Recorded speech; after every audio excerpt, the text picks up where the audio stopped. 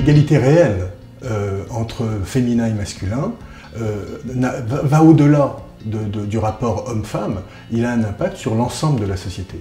En réalité, nos sociétés sont depuis presque, disons, 12 000 ans organisées depuis la sédentarisation, dit-on, depuis l'agriculture, depuis l'adhésion à un territoire nourricier qui va être sacralisé. Depuis ce moment-là, on a organisé une forme de hiérarchie des différences qui a commencé par une asymétrie entre le féminin et le masculin. Et de cette asymétrie-là, c'est la matrice de notre société, va s'organiser l'ensemble des différences, notre rapport à toute personne qui n'est pas ressemblante au modèle du territoire.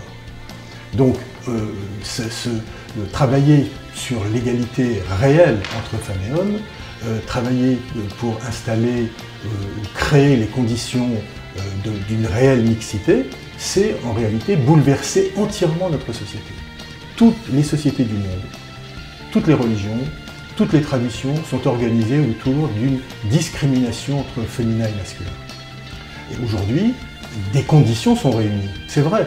C'est-à-dire qu'aujourd'hui, la mondialisation de l'économie, la circulation des informations grâce à Internet, eh bien, ça a permis de déterritorialiser les cultures et que maintenant les cultures ne sont plus, et les organisations traditionnelles ne sont plus attachées à un territoire, mais cohabitent maintenant sur un territoire qui est partagé.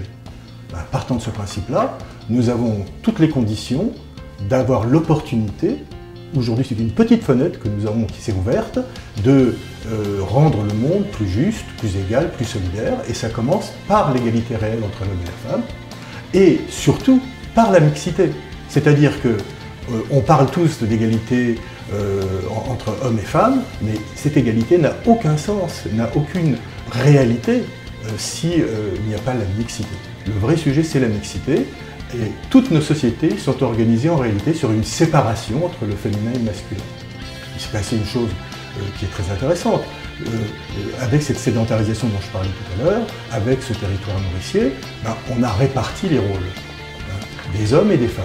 Et donc les femmes avaient accès à un territoire qu'on appelle le territoire de l'intérieur, et les hommes, eux, ils ont accès au territoire de l'extérieur.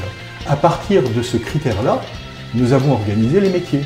Et donc les métiers d'aujourd'hui sont féminisés à outrance ou masculinisés à outrance en rapport à ce qu'elles sont ou pas un métier de l'intérieur ou un métier de l'extérieur. Aujourd'hui, il n'y a que 12% des métiers qui sont mixtes. C'est ça qui est très intéressant.